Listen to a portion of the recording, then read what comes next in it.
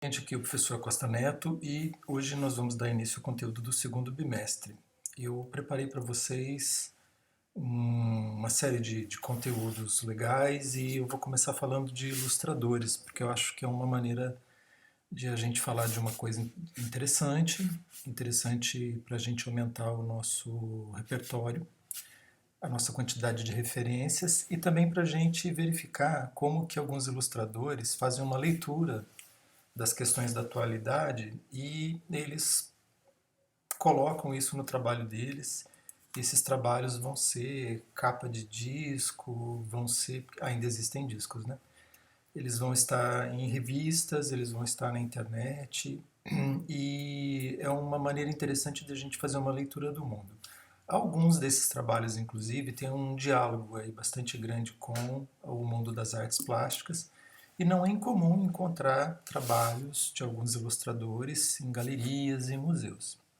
Então, hoje eu vou mostrar para vocês alguns ilustradores. Eu escolhi, não foi uma escolha a esmo, eu escolhi alguns ilustradores que eu penso que têm interesse para a gente. Há uma riqueza muito grande de ilustradores no mundo e hoje cada vez mais a gente pode lidar e pode trabalhar com ilustradores da África, da Ásia, enfim, do Caribe, e não apenas ilustradores do mundo europeu, do mundo do universo americano. Mas vamos começar com um ou dois ou outro, um ou outro ilustrador dos Estados Unidos para a gente verificar o que tem sido feito lá e o que está rolando mundo afora em relação à ilustração. Espero que vocês gostem.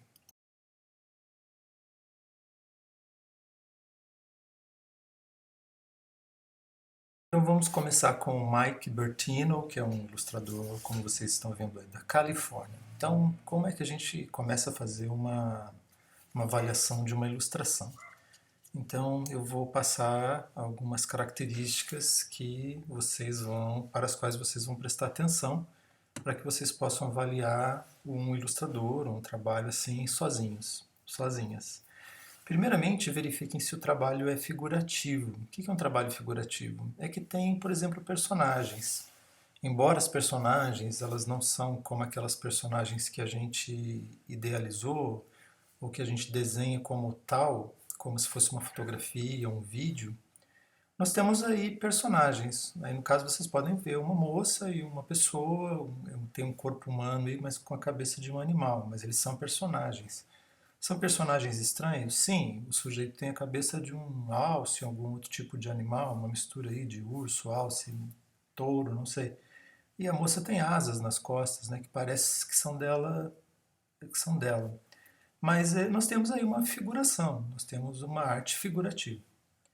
E essa arte figurativa, ela se opõe à arte abstrata, que você olha, você pode até enxergar alguma imagem ali, mas por um acaso que nós chamamos de pareidolia. Quando a gente vê um rabisco, ou vê uma pedra, vê uma sujeira, vê uma coisa e a gente consegue enxergar ali um rosto, um bicho, ou vê uma nuvem e acaba enxergando nessa nuvem um animal, uma pessoa, um objeto. Isso se chama pareidolia, mas não tem nada a ver com arte figurativa. A arte abstrata, portanto, não é essa aí do Mike Bertino. Nós temos na arte abstrata alguns outros elementos que não aparecem aqui. Outra característica que eu aconselho que vocês observem é que tipo de técnica que o ilustrador usa. O ilustrador ele pode usar pintura, ele pode usar pintura a óleo e existem inclusive ilustradores que usam óleo, que é uma pintura super complicada de fazer. Ele pode usar acrílico, o ilustrador pode usar todas as técnicas possíveis da gravura, o ilustrador pode usar guache, pode usar colagem, ele pode usar outros elementos, inclusive, que tenham superfície, e depois ele pode fotografar isso. Ele pode usar a fotografia, ele pode usar outros elementos, inclusive hoje ele pode usar outras técnicas que não são manuais, são feitas, por exemplo, por computador. Ele está trabalhando ali manualmente, mas ele está usando algum recurso de computador.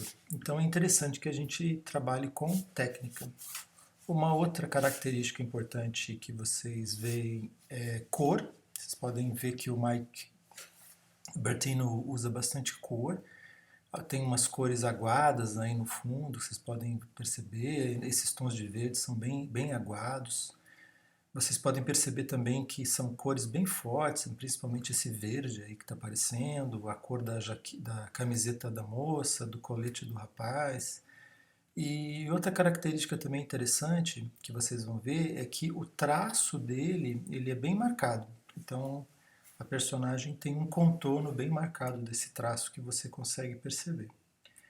E daí, fora essas características, existem outras características que vocês podem ver, vocês vão observar também o que ele quer dizer. Então, daqui a pouco eu vou colocar algumas características do trabalho do Mike Bertini.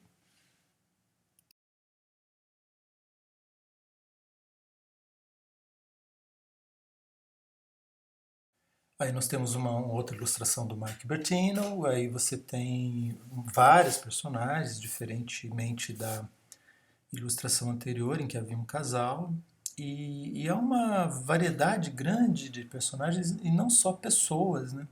Você tem, por exemplo, rostos, inclusive na fumaça, ali saindo do que talvez seja uma indústria. Se você reparar atrás das personagens, você tem indústria, monstros, arco-íris, e parece que as pessoas têm várias origens, porque cada uma delas tem uma característica física bastante distinta. E as personagens são uma mescla, né? Daqui a pouco eu vou falar dessa mescla. Inclusive essa personagem aqui da frente, você vê que ela tem seios, mas ao mesmo tempo ela tem bigode, está usando aí um capacete com chifres. Então há várias curiosidades que você vai depois pesquisar, se você quiser verificar melhor o trabalho do Mike Bertino e entender por que ele está fazendo isso. Obviamente, o trabalho de um ilustrador ele pode ser feito por encomenda, né? Então, se um ilustrador vai fazer a capa de um produto, seja um livro, seja um objeto que vai ser vendido, seja o design de superfície para um tênis, uma camiseta, uma estampa de tecido, etc., obviamente ele tem um briefing, né, que ele vai ter que seguir, ele não vai abandonar o seu traço, a sua pegada, a maneira como ele pensa o mundo e a representação desse mundo, mas obviamente ele vai seguir aquilo que o cliente está precisando no momento. E no slide seguinte eu vou mostrar algumas características importantes do trabalho do Mike Bertini.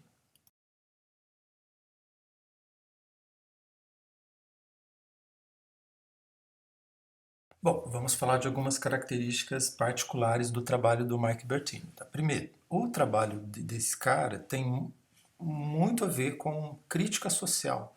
Então vocês podem reparar aqui na ilustração anterior, lá atrás dos personagens tem fábricas, fumaça. E o Mike Bertino, ele faz uma crítica muito severa em relação à sociedade de consumo que nós vivemos, que é inclusive um dos itens que está nesse slide. Então, essa crítica do Bertino tem a ver com a violência, tem a ver com excesso populacional, tem a ver com descaso com o meio ambiente, tem a ver com excesso de consumo, tem a ver com a questão da sexualidade, dos direitos humanos. Então, a crítica social que ele faz, ela tem a ver com tudo isso que eu falei, todas essas questões que eu elenquei agora. Esse tipo de desenho, esse tipo de traço do Mike Bertino, a gente pode entender como pós-60. Eu vou explicar o que é isso. Então eu escrevi para vocês psicodelia e licergia. Dos anos 60 para os anos 70, a gente teve vários movimentos, não só nos Estados Unidos, fora dos Estados Unidos, na Europa, aqui no Brasil e mesmo em países mais fechados na época, que tiveram uma forte ligação com o LSD. Então, o LSD é uma droga que provoca um certo tipo de sensação, e o desenho dele tem a ver com essa licergia e tem a ver com a psicodelia dos anos 60 e dos anos 70. Mas é um ilustrador que, inclusive, nasceu depois dos anos 60, ele é bem jovem. Então, né, ele é jovem hoje, é um ilustrador, a gente pode dizer, um ilustrador do século XXI. Mas ele retoma essas questões, ele retoma aquilo que foi discutido lá nos anos 60 com a juventude, principalmente a juventude hippie, e ele traz aquelas questões, inclusive algum traçado, uma cor para o seu trabalho. Outra característica que ele tem é a ponte que ele faz com a HQ, que é a história em quadrinhos, E vocês vão perceber isso nos personagens dele, no próprio traço, no modo como ele constrói esse imaginário dele, que tem uma relação bastante forte com a história em quadrinhos. E por que isso? Basta só citar a história em quadrinhos? Não, isso quer dizer alguma coisa, né? A história em quadrinhos tem uma riqueza imensa, ela não é uma invenção agora, do século XXI. A história em quadrinhos existe desde o final do século XIX, principalmente começo do século XX, depois ela teve um boom imenso nos anos 50, 60, 70, e ela sempre teve uma pegada de conversar muito com a parte mais jovem da sociedade. E o trabalho dele tem a ver com esse discurso, com esse diálogo, com a conversa aí com as pessoas mais jovens. O próximo tópico é o American Way of Life, que ele critica muito. E o que é o American Way of Life? Quando a gente fala nessa expressão, a gente está pensando nos Estados Unidos, principalmente nos Estados Unidos do pós-Segunda Guerra, em que houve uma explosão imensa assim, de consumo e de exagero. A gente está falando de uma sociedade bastante desigual, mas que tem um consumo totalmente desenfreado e meio absurdo em relação à comida, em relação ao vestuário, em relação ao uso de carros, à poluição, em relação às relações de trabalho que os americanos têm, a maneira como os americanos pensam a sua casa, a sua moradia, suas estradas e a sua relação com o restante do planeta. Então ele faz uma crítica bastante grande em relação a isso. O próximo tópico eu já falei para vocês, que é a crítica que ele faz em relação à sociedade de consumo. Ele é totalmente contra o consumo exagerado do que a gente chama de capitalismo, capitalismo selvagem, ou pós-capitalismo, ou capitalismo tardio, ou da situação neoliberal que nós vivemos no Brasil e também nos Estados Unidos. E por fim, ele também tem uma ponte com a street art, principalmente com, não com o picho, mas com o grafite.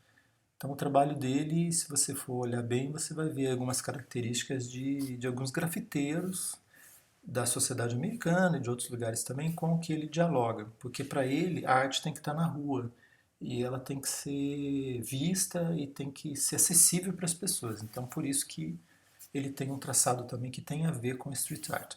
Muitos ilustradores que eu vou mostrar aqui, inclusive, começaram o trabalho na rua, em muros, em paredes, e depois que eles partiram para outras superfícies e acabaram ganhando a vida com isso, tá bem?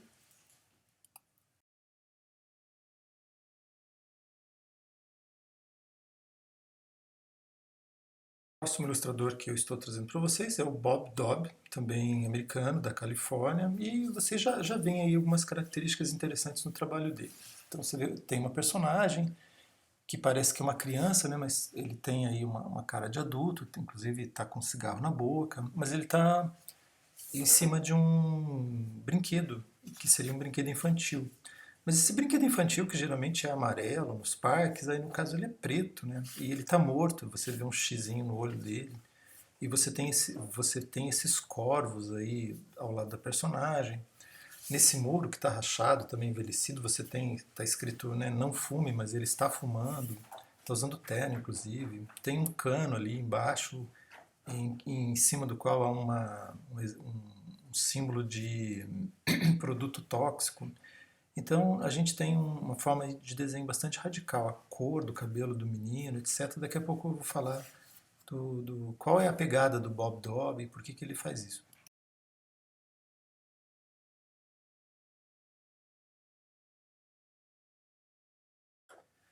Aí, novamente você tem um menino, né? Mas ele está é um menino, mas ao mesmo tempo é um adulto, né? E ele está com um boné do Mickey, o boné do Mickey está todo danificado. O menino parece que teve uma briga, levou um soco no olho e ele está como se ele estivesse dentro, está como se estivesse, não, ele está provavelmente dentro de uma delegacia, foi preso e está naquela foto clássica de colocar-se a placa com os dados dele mesmo na frente. Mas vejam que é um menino que está todo tatuado, etc. Atrás dele tem a marcação da sua altura, enfim.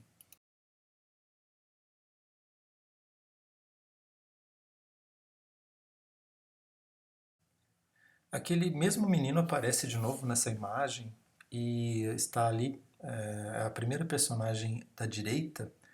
E tem esse personagem, tem um senhor, e tem uma vassoura com baldes que faz aí uma menção a um clássico da Disney, que é quando o Mickey ele rouba a vara mágica de um mago, enfim, é uma, é uma é um filme muito famoso da Disney, uma animação famosa da Disney.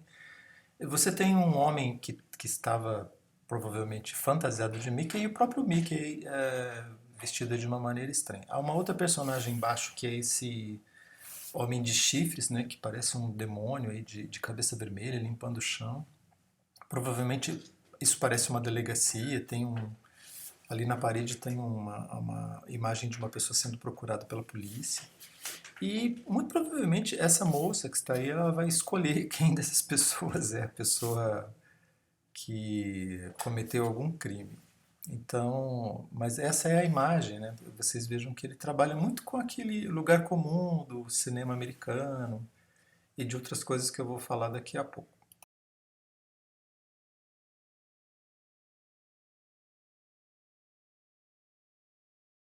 Essa ilustração é muito famosa do Bob Dobb, é porque vocês veem aí uma personagem da televisão americana, lá dos anos 70, muito famosa, morta, que é o nome em português dele aqui no Brasil, quando ele passava aqui no Brasil, chamava-se Garibaldo.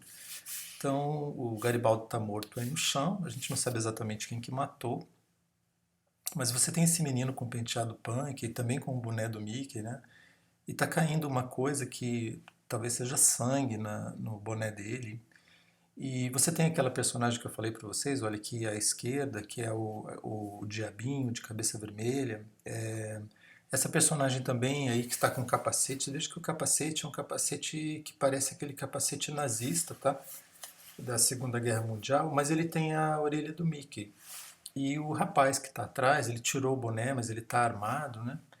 E todas essas personagens estão na frente de uma bandeira e que faz menção à própria bandeira americana, com as listras e as estrelas. Então é interessante a maneira como ele constrói o imaginário americano, os símbolos americanos, como ele traz para a ilustração dele.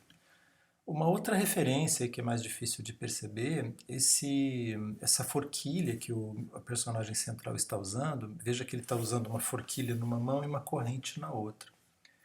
Essa forquilha faz menção a um quadro muito famoso da pintura americana.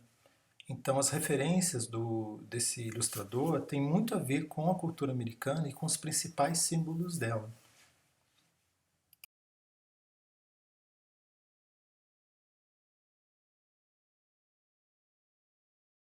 Bom, se na ilustração anterior o Bob Dobb fazia uma menção àquela famosa pintura americana que eu citei, na outra fala, que é uma pintura chamada American Gothic, de um pintor dos anos 30, o quadro, aliás, é dos anos 30, que é o Grant Wood. Aqui ele faz um diálogo com filmes dos anos 60, dos anos 50, principalmente filmes em que aparecia aquilo que a gente chama de juventude transviada americana. E as referências aí são muito claras. O carro, a calça jeans dobrada, a camiseta branca, etc. E vocês veem que todas as situações que ele mostrou até agora são situações de violência, que mostram o subúrbio. E há sempre elementos que remetem à violência. Aí, no caso, você tem o taco de beisebol, o próprio rosto das personagens, o que eles estão segurando. Vocês veem que aí eles estão machucados, o rapaz está com a mão também ferida. Então, a violência é algo muito comum no trabalho do Bob Dobb. Vamos agora a algumas características do trabalho dele.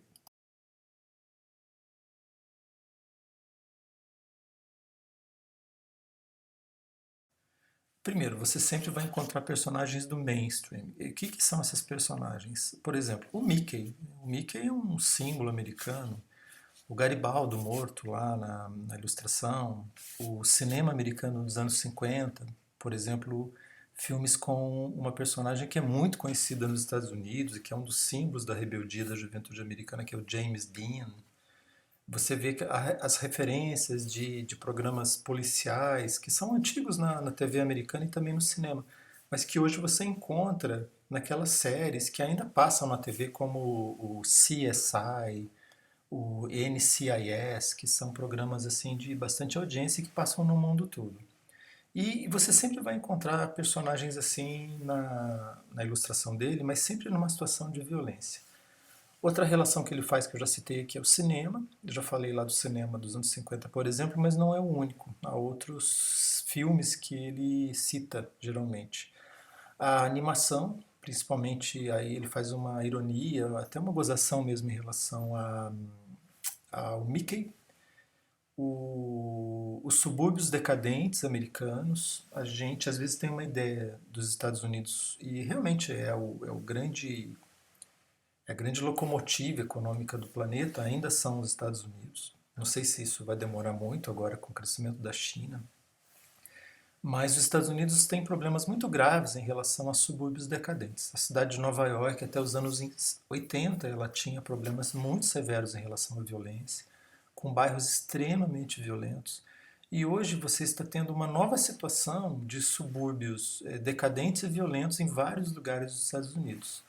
E agora com a pandemia a coisa tende a piorar. Mas antes da pandemia, o Bob Dobb ele já fazia referência a esses bairros, essas cidades em que há uma pobreza muito grande nos Estados Unidos, há uma taxa de, acredite, de analfabetismo bastante alta, há uma taxa de desemprego muito alta e, obviamente, né, onde há essas dificuldades, a violência infelizmente acaba sendo maior, com um número grande de brigas, assassinatos, venda de drogas, etc., brigas de gangues, e é isso a que ele faz referência.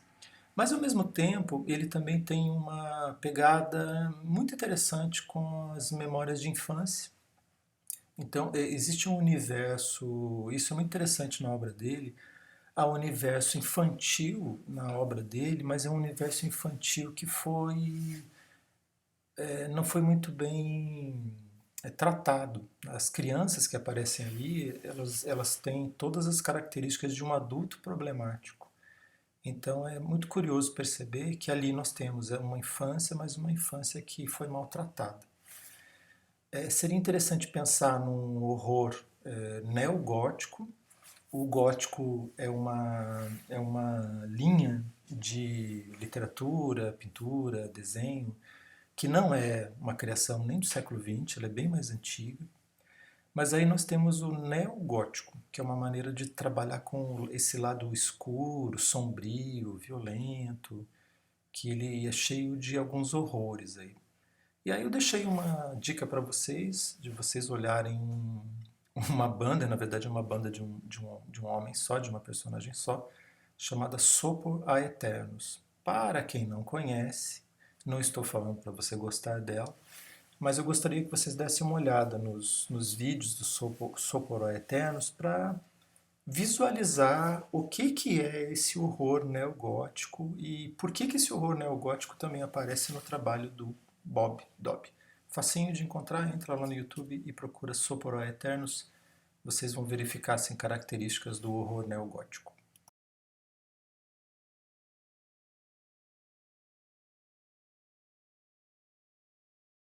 Aqui nós temos um outro ilustrador de que eu gosto muito, que é o Nathan T. Ota.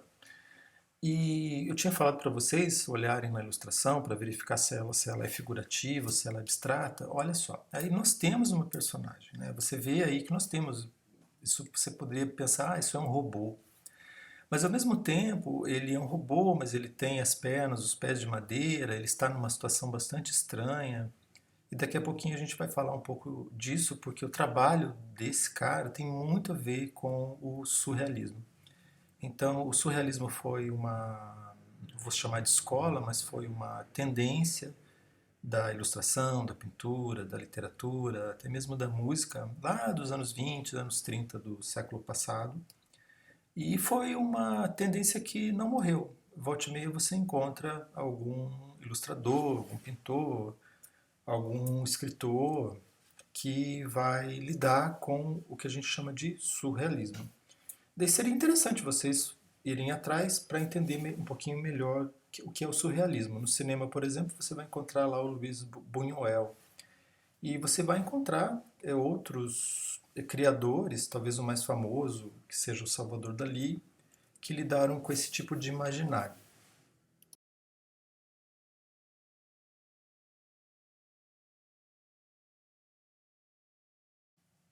E esse imaginário surreal, ele não morreu, ele não acabou lá nos anos 30, né? O Salvador Dalí, por exemplo, viveu até acho que o começo dos anos 80.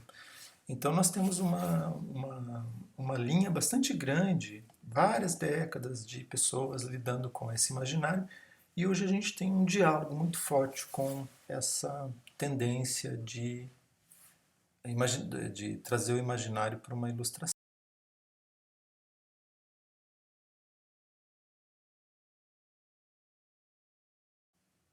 É mais uma ilustração do Nathan Alter, e vocês já podem perceber algumas características aí de parque de diversões, de circo, que inclusive vocês vão ver também na próxima ilustração.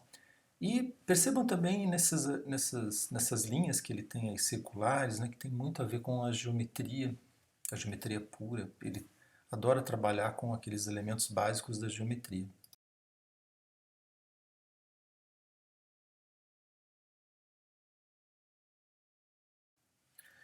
Aí, novamente, né, você tem uma personagem que você vê o que é, mas ao mesmo tempo ele está num universo imaginário intenso, colorido, forte, pesado, mas também um pouquinho obscuro.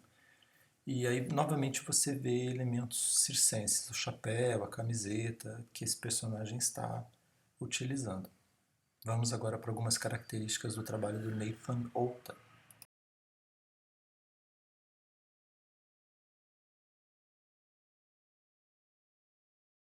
Então, algumas características do trabalho dele. Primeiro, o que eu tinha chamado de surrealismo. Como é uma releitura do surrealismo, a gente pode pensar num neo-surrealismo. E a gente também pode chamar, como é muito citado no trabalho dele, de um surrealismo pop. Então, em vez de ele trabalhar com aquele surrealismo clássico lá do Magritte, do Salvador Dalí, nós temos aqui uma releitura do surrealismo que tem a ver com o mundo dos sonhos ou o mundo do pesadelo. Tem a ver também com algumas características aí discutidas pela psicanálise. O segundo tópico que eu trouxe para vocês é o universo das narrativas fantásticas revisitado, principalmente o Mágico de Oz, ou um circo de horrores gótico. No final do século XIX e começo do século XX, alguns circos traziam pessoas que tinham algum problema, alguma situação física para mostrar no circo. E é de lá que vieram algumas imagens assim que a gente tem até hoje de circos, que hoje seria um absurdo tê-las, né? A mulher barbada, a pessoa que é obesa, gêmeos siameses. E isso inclusive atingiu o cinema. É um filme muito famoso que mostra como era esse tipo de circo na antiguidade, me desculpe, no século XIX e no século XX. Alguns circos mostravam, por exemplo, indígenas, pessoas da África. Então isso era assim completamente para o nosso padrão, nosso pensamento atual, completamente antiético e muito negativo. E o Outa tem uma releitura desse circo de horrores, que inclusive aparece em alguns seriados e que fazem muito sucesso. A Netflix, por exemplo, tem vários seriados, outras plataformas têm vários seriados que trabalham com esse horror gótico ou com esse universo, fazendo uma releitura daquilo que o cinema fez lá no começo do século passado. Outra característica aí que nós temos é o onírico. Quando a gente fala em onírico, a gente está falando do sonho, que tem a ver com surrealismo. Agora é um sonho que é um quase pesadelo, né? As ilustrações dele, a gente não vai dizer, nossa, que bonitinho, que fofo. Não, não é essa a pegada dele. A pegada dele é realmente trabalhar com uma coisa bastante pesada. E por fim, como eu já comentei com vocês, o uso das geometrias, mostrando assim um universo que parece um universo paralelo, em que as formas geométricas estão ali bailando no ar e que é difícil até de saber a razão disso. Agora, é uma marca da ilustração do Outa.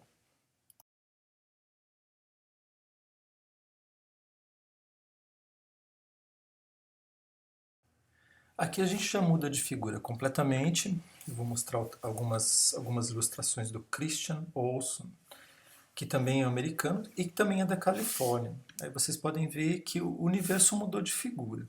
Então nós não temos mais, como a gente teve nos três ilustradores anteriores, o universo gótico, o universo da violência, o universo das periferias, o universo de um círculo de horrores, o universo do terror. Nós não temos nada disso, muito pelo contrário, a gente tem algo mais poético, a gente está trabalhando aí com um imaginário mais agradável, mais bonito de ver.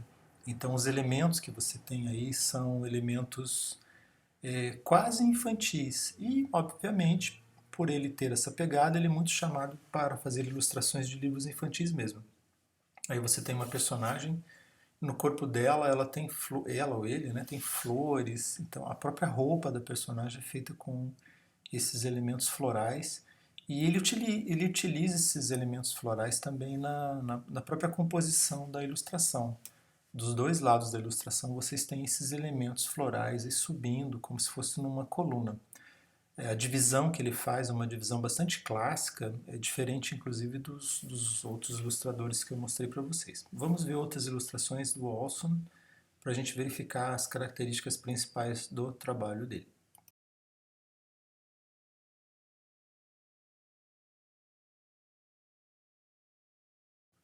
Aqui uma outra ilustração dele, e aí já tem uma pegada um pouquinho diferente da anterior.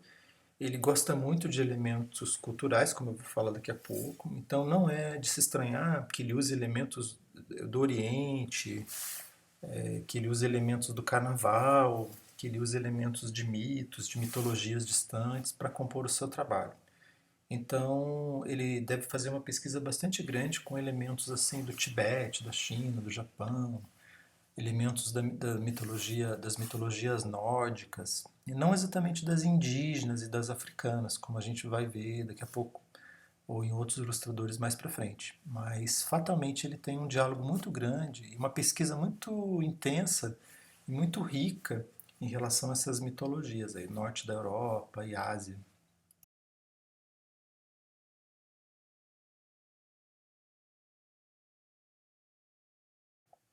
Aqui você vê claramente, né, uma moça, uma personagem feminina que está sobre um grifo, um animal mitológico. E ao mesmo tempo, nos limites da ilustração, você tem números como se fossem de cartas. Daqui a pouco eu vou explicar um pouquinho qual é essa relação e de onde veio esse animal e por que ele utiliza isso no trabalho dele.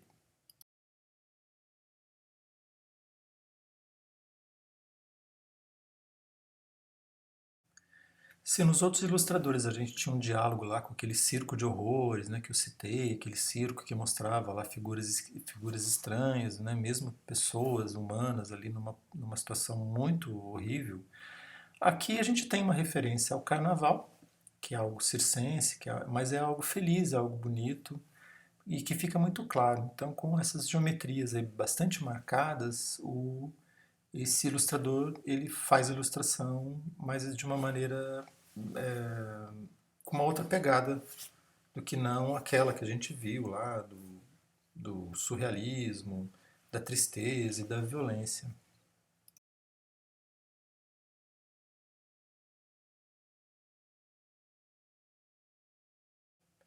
E uma outra ilustração desse mesmo ilustrador e que mostra um diálogo, como eu falei com vocês, com alguns elementos também do circo, que é muito comum inclusive ver em espetáculos modernos do circo, por exemplo, no Cirque du Soleil.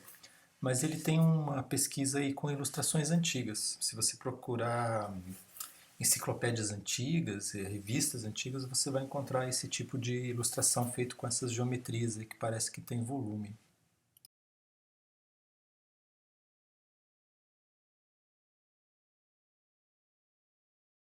Então vamos a algumas características aí do Olson. Primeiro, o culturalismo. Ele tem uma riqueza, como eu falei, muito grande, uma pesquisa muito grande com várias culturas do mundo. asiática, norte da Europa e outros elementos que ele traz do mito, da mitologia, de histórias míticas ou místicas, enfim. Ele tem uma pesquisa muito grande com ilustrações antigas e ele faz uma pesquisa com iluminuras medievais, que são aquelas ilustrações feitas à mão no período medieval, quando os livros eram feitos à mão. Ele tem um diálogo com a pintura persa tradicional medieval, veja só. Então ele vai lá do outro lado, lá no meio da Ásia, procurar elementos para sua busca de trabalho. Então, o que faz dele um trabalho assim muito rico e muito bem elaborado. Alguns elementos são folclóricos, eu já falei para vocês, por exemplo, o Carnaval de Veneza, o desenho tradicional das cartas, cartas de tarô, cartas do baralho comum, que são ricamente trabalhadas. E ele está ali num território que a gente poderia chamar de universo infanto-juvenil. Como eu falei para vocês, ele é chamado para ilustrar livros infantis ou infanto-juvenis. Então, o trabalho do Olson, diferente dos demais, também tem uma pesquisa, não quer dizer que os outros não tenham, mas a pegada dele é outra. Ele faz uma junção de diversas escolas de ilustração para trazer para o momento moderno o que o momento moderno quer dizer. E o imaginário dele é um imaginário bastante rico e bastante interessante também. Vale muito a pena conhecer o trabalho do Olson.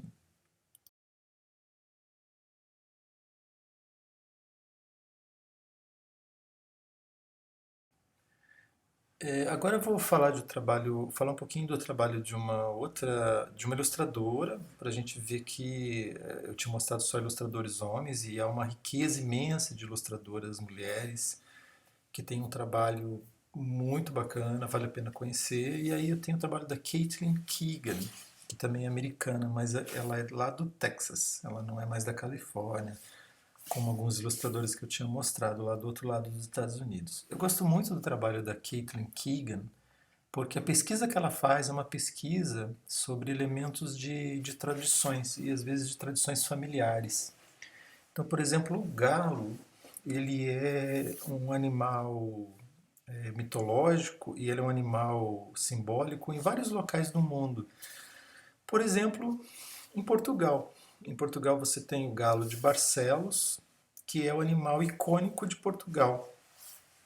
E a França também tem um animal, que é o Chantecler, que é o animal icônico da França.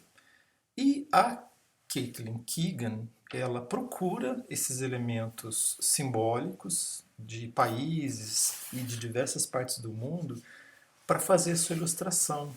E isso dá uma riqueza muito grande no trabalho dela. Se você for olhar o traçado dela e verificar de onde ela deve ter se influenciado e ter ido buscar uma forma aí de se colocar como ilustradora, você vai perceber que o trabalho dela tem muito a ver com uma ilustração, um desenho, um traço que foi muito utilizado nos anos 60.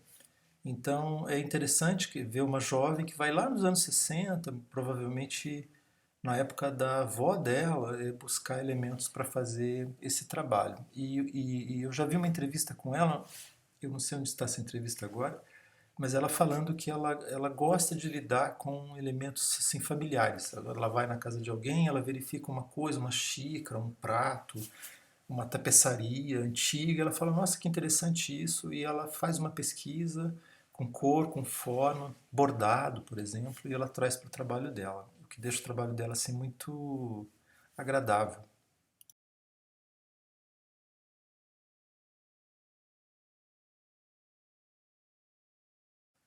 Então, uma vez que ela tem essa pegada, ela também é chamada para ilustrar livros infanto-juvenis e também revistas.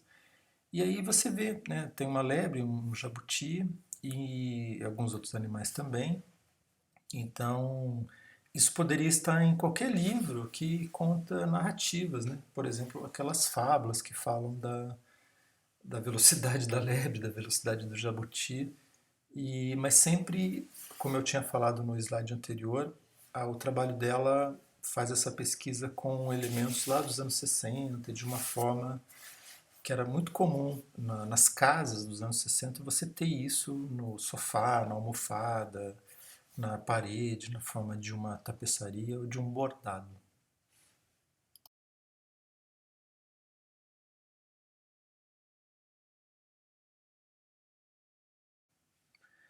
E um amigo meu já comentou comigo que ele acha o trabalho dela hippie, mas ele não está equivocado, ele não está errado. E por que ele acha o trabalho dela hippie? Porque ela tem mesmo a pesquisa de elementos que os hippies utilizaram nos anos 60, nos anos 70.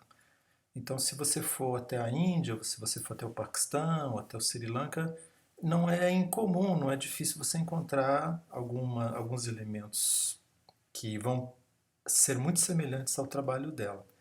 E é muito bacana que ela faça isso, porque ela faz uma releitura desses elementos, trazendo para o mundo atual, como um resgate aí da memória. Muito legal.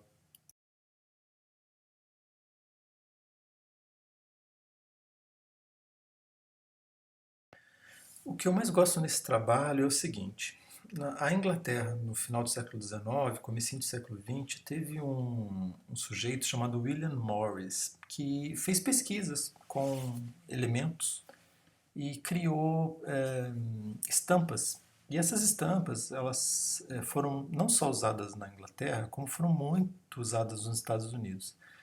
Então, até hoje, você vai aos Estados Unidos e você vê papel de parede que tem esse desenho, esse traço, que é uma criação do William Morris. E o William Morris está tendo uma releitura do trabalho dele agora.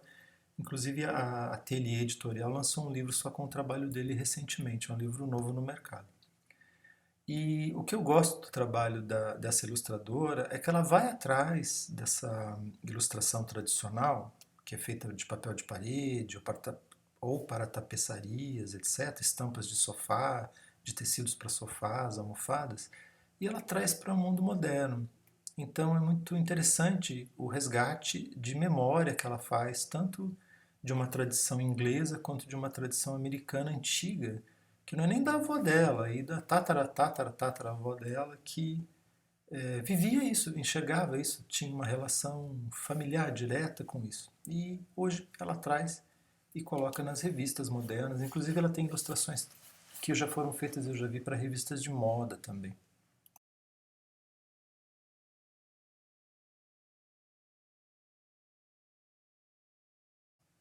Então vamos lá para algumas características do trabalho da Caitlin Keegan. Universo naif, ou naive. O que é o universo naif? É o universo daquela pessoa que faz um trabalho sem ter estudado arte. Então, arte naif, ou arte naive, é daquele artista, daquele artesão que não estudou, que faz um trabalho, por exemplo, que a gente chama de arte popular. Geralmente a arte popular ela é naif, ela é ingênua. Só que o trabalho da Caitlin Keegan não tem nada de ingênuo. Ela faz uma grande pesquisa sobre isso. E a ideia dela não é fazer um trabalho naif, mas ela faz um diálogo com esse trabalho naif. Nós temos padrões do modernismo americano e inglês, já falei para vocês, principalmente da arte déco e da arte nouveau. Eu citei para vocês o William Morris, seria interessante que vocês corressem atrás e verificassem o que o William Morris trouxe. E uma outra característica que é muito importante é o folclore. Então, a Caitlin Keegan, ela utiliza elementos indígenas, elementos das diferentes etnias que foram morar nos Estados Unidos, como aqui no Paraná, vocês têm elementos eslavos, poloneses, ucranianos, russos, você tem elementos italianos, você tem elementos de outras etnias, de outros povos que vieram para cá. Essa é uma das pesquisas que a Caitlin Keegan faz e o que deixa o trabalho dela muito agradável, muito bonito de se ver.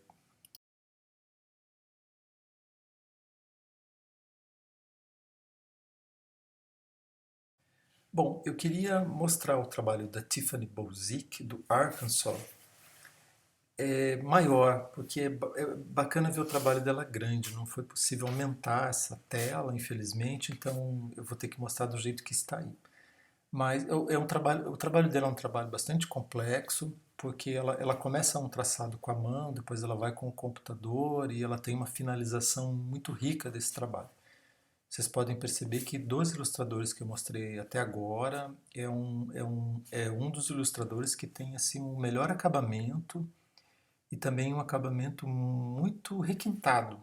Então o universo dela é um universo assim, extremamente requintado.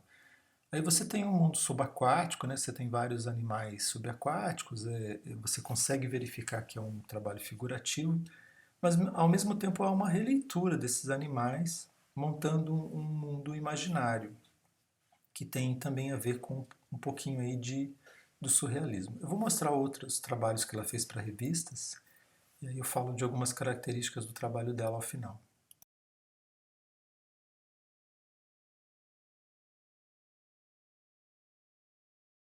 A primeira vez que eu vi essa ilustração, eu pensei, nossa, que bonitinho. Depois eu falei, nossa, meu Deus, né?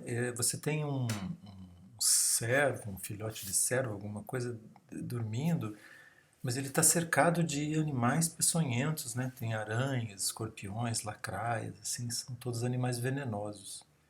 Então, ao mesmo tempo, dá uma impressão bonita a primeira vez que você vê, mas depois você sente uma certa angústia. Mas eu gostaria que vocês percebessem como essa ilustradora ela lida com o universo de animais, e não só de animais, de plantas também. E ela monta um universo totalmente novo a partir dos elementos da natureza.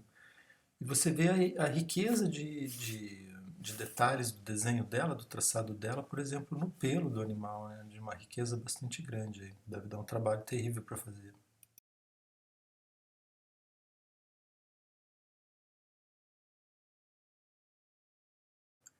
Aí você tem outro servídeo, e eu gosto muito de como ela mistura os dois elementos, o elemento animal, o elemento vegetal, numa mesma criatura. Ela coloca aí as plantas como se elas estivessem crescendo do corpo do animal. Então você vê um animal, mas ao mesmo tempo, para a nossa realidade, seria um absurdo. Mas essa realidade fantástica com a qual ela trabalha, vocês vão encontrar, por exemplo, em diversos cinemas, em diversos filmes, em diversas obras em que esse fantástico é possível. Então ela trabalha com o imaginário assim, de um cruzamento, de uma intersecção de universos possíveis, paralelos, não sei.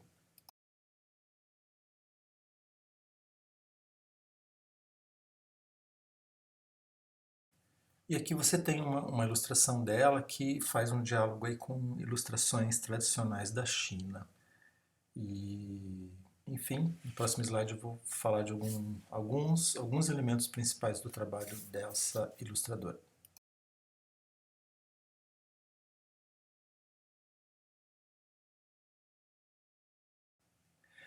Bom, primeiramente ela faz uma ponte com a pintura tradicional naturalista. O que seria uma pintura naturalista? Aquela que tenta representar a natureza, aspas, tá? Como ela é, fecha aspas. Então nós temos animais na ilustração dessa ilustradora, da Bozic, que você vê que são animais. Você tem um cervídeo, você tem animais do fundo do mar, na última ilustração a gente tem pássaros, mas ao mesmo tempo eles não são aqueles animais com os quais nós estamos acostumados. Uma outra característica do trabalho dela é o hiperrealismo, não é exatamente um realismo, é um hiperrealismo, e o hiperrealismo é um exagero do realismo, é mais do que o realismo é. Nós temos aí um neo-surrealismo, é uma outra ilustradora que também tem uma ponte interessante com o surrealismo, que é aquele universo do sonho, porque no sonho, aqueles universos que eu falei que se interseccionam e se misturam, eles são possíveis. Então, por isso que o trabalho dela pode ser encaixado como neo-surrealista. E, ao mesmo tempo, ela faz um trabalho também muito grande com mitos da natureza, de diversas origens, e a própria natureza. Então, ela representa a natureza, e também mitos da natureza. Mitos de criação, por exemplo. Se você for atrás de mitos da criação indígenas, principalmente de religiões que a gente chama de religiões anímicas. O que são religiões anímicas? São aquelas que os deuses têm a ver com o mundo da natureza. O mar, o céu, as montanhas, os rios, as florestas, os próprios animais. E aí você vai encontrar esses elementos no trabalho dela. Só que, claro, ela não está fazendo uma representação do mito. Ela vai até o mito e carrega esse mito para o trabalho dela, montando, criando uma nova situação. É muito bacana.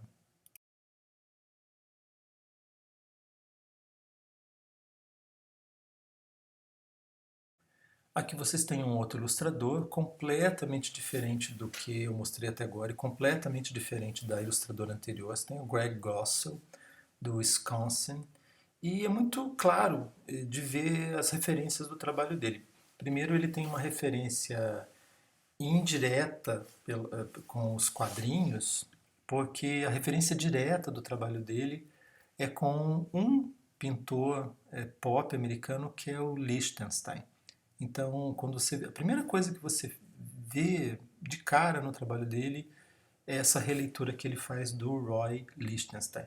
Não foram todos os artistas pop que fizeram um diálogo com a história em quadrinhos. O Roy Lichtenstein é aquele que realmente fez e não em todo o trabalho dele, mas ele fez um diálogo bastante grande com a história em quadrinhos. Ele trouxe a história dos quadrinhos, imagens dos quadrinhos para as telas, em telas assim imensas, e levou isso para as galerias e os museus.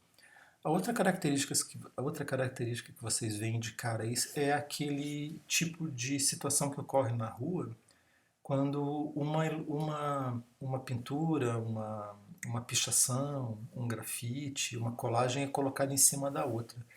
Isso vai deixando que uma coisa fique em cima da outra e vai montando um mosaico novo.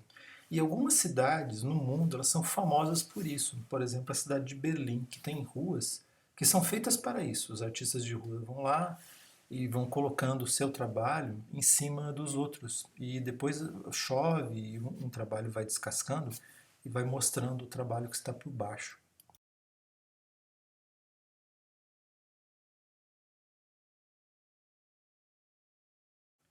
Como eu falei para vocês, o trabalho dele tem a ver com uma superposição. Aí vocês têm aí, se não me engano, o Mike Tyson, né, que está tentando voltar a lutar agora, né, aos 53 anos. Mas essa ilustração é mais antiga. E você tem aí aquela ligação que eu falei para vocês lá com o Roy Lichtenstein e também com outro artista da pop art americana, que é o Andy Warhol, que trouxe para as telas personagens famosas da sua época.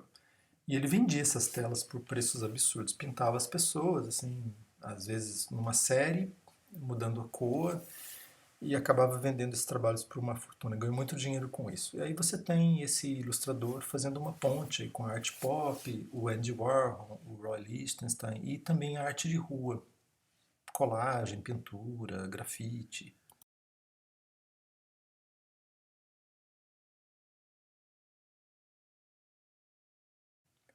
Mais uma ilustração do Gossel, tem as mesmas características que eu já citei antes, não vou repeti-las, né? Mas aí tem a repetição, o texto escrito, inclusive, que vem da história em quadrinhos, esse exagero, assim, que é um overacting das personagens, a sexualidade, as mulheres, assim, excessivamente sensuais, etc.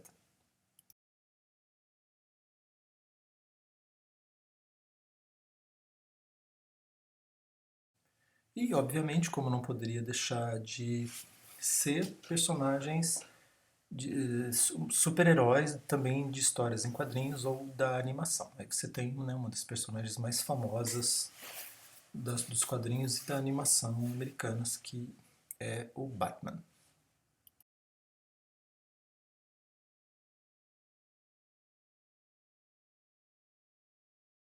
Principais características do Gossel: a arte pop revisitada, principalmente o Roy Lichtenstein, mas também o Andy Warhol. A street art, notadamente o grafite, a colagem e a máscara. Você tem uma crítica, mas por que ele faz isso? Né? Porque ele faz uma crítica ao próprio mercado de consumo. Da mesma maneira que os artistas pop, lá atrás, nos anos 60, 70, fizeram uma crítica ao mercado de consumo, inclusive trazendo esse mercado de consumo para a galeria, para o museu, colocando preços absurdos em imagens assim que eram imagens populares, de acesso a todos. Aqui você também tem uma discussão que vai nesse sentido. Mas estamos no século XXI, né? E nós temos também uma situação aí em que ele discute a marginalidade, mas marginalidade no sentido aí bem particular. Quando eu falo em marginalidade, não estou falando daquele lugar comum que se pensa, o marginal, o bandido, o assassino, O ladrão, não. Eu estou falando das margens da sociedade.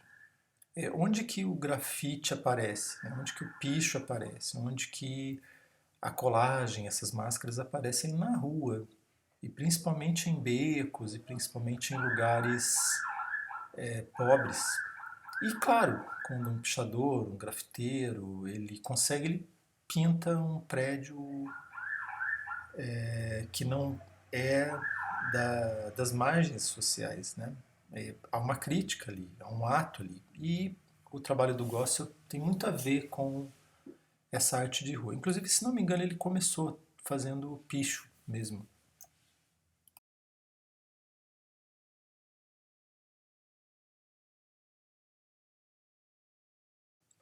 Aqui nós temos uma ilustradora de origem oriental, a Lia Chun, que tem um trabalho completamente distinto de tudo que eu mostrei até agora.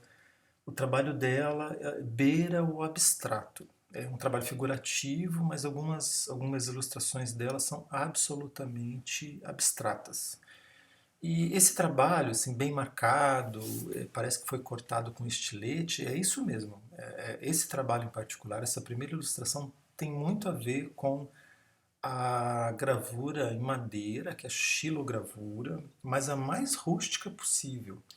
E o trabalho dela tem isso. E ela faz isso propositadamente, porque ela quer marcar esse terreno da coisa rústica, da coisa que parece que foi mal feita.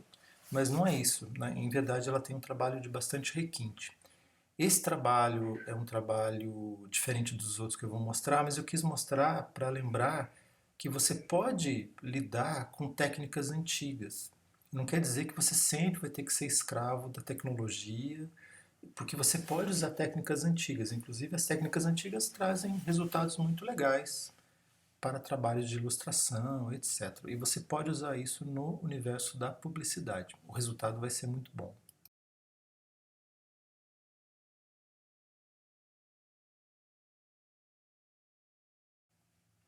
Como eu falei antes, olha, você pode até enxergar animais aí nas laterais dessa ilustração, mas se essa ilustração é abstrata, é difícil aí você dizer, ah, não, essa ilustração mostra uma pessoa, um cavalo, um elefante, uma bicicleta. Não, não é isso, não é essa a ideia dela. Então, dos ilustradores que eu trouxe para vocês, essa ilustradora é uma das que tem o trabalho mais abstrato de todos. Ah, e com pouquíssimos recursos. Vocês veem que a parte branca do papel ela é bastante intensa no trabalho dela.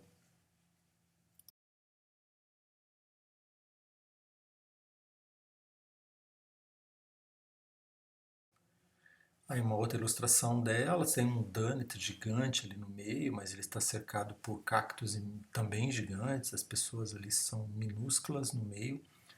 Ela sempre lida aí com essas superfícies imensas, com muito branco, muito preto, ou uma cor só de fundo, que não é incomum no mundo das artes plásticas também, mas e que é uma característica do trabalho dela.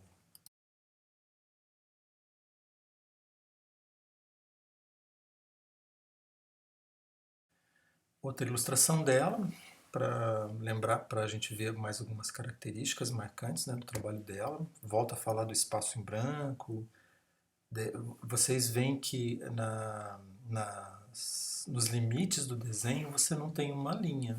É como se a figura tivesse sido recortada e colada em cima da superfície, ok? Em outros ilustradores a gente tem uma linha bastante marcada do desenho da figura.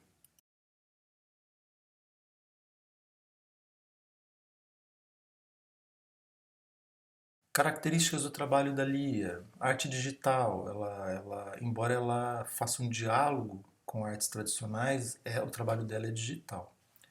Eu já tinha falado numa outra aula para vocês do minimalismo e do maximalismo. O trabalho dela, como vocês perceberam, é minimalista.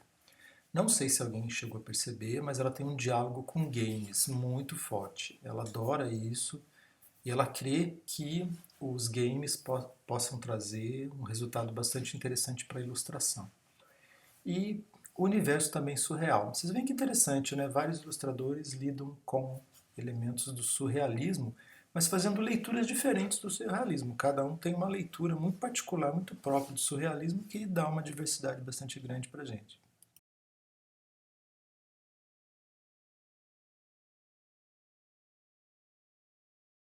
Eu trouxe para vocês a Ophelia Chong, que também é uma outra ilustradora de origem oriental, mas que mora no Canadá. Já é da segunda, terceira geração chinesa na América do Norte. Eu trouxe o trabalho dela porque, primeiro porque eu gosto muito do trabalho dela, depois porque ela é uma das únicas ilustradoras, se não a única, que lida com colagem.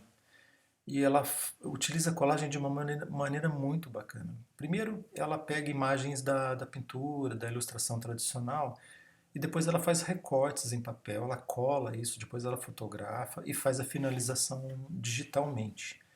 E o resultado é muito bacana. Eu já vi ilustrações dela em algumas revistas, e o resultado na revista também é muito legal, porque fica muito moderno também. Então, para mostrar para vocês que algumas técnicas antigas elas podem dar um resultado muito bom.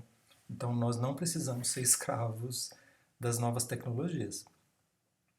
E eu estou mostrando isso para vocês, para a gente, como eu vou repetir, primeiro para a gente ampliar o nosso conhecimento, para ampliar os nossos horizontes possíveis. E também para mostrar para vocês que a gente pode aplicar essas técnicas, esses recursos e essas pesquisas no trabalho publicitário.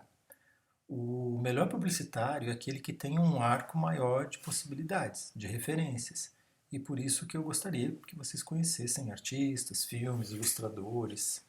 E esse é um dos objetivos da aula de hoje, só repetindo.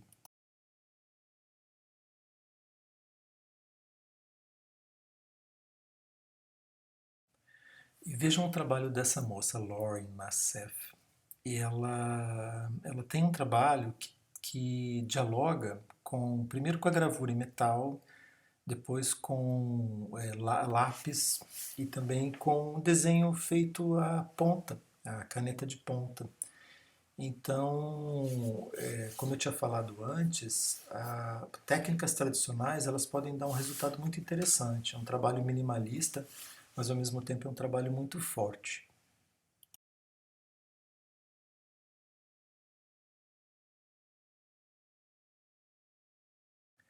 Dos ilustradores que eu trouxe para vocês, o Nicolas de Genova, que é canadense também, ele é um dos ilustradores mais bizarros que eu conheço, porque ele consegue fazer umas misturas muito absurdas. Ele lida com um desenho figurativo, né? Vocês conseguem ver aí uma zebra, principalmente a cabeça da zebra, mas todo o resto não é mais a zebra. Ele faz umas misturas muito interessantes. Vocês podem ir atrás do trabalho do Nicolas de Genoa, vocês vão encontrar coisas muito legais. E ele sempre está pesquisando coisas novas e ele sempre me assusta um pouco com aquilo que ele traz de possibilidades, só para a gente ter um gostinho aí de ver o trabalho do Nicolas de Genova.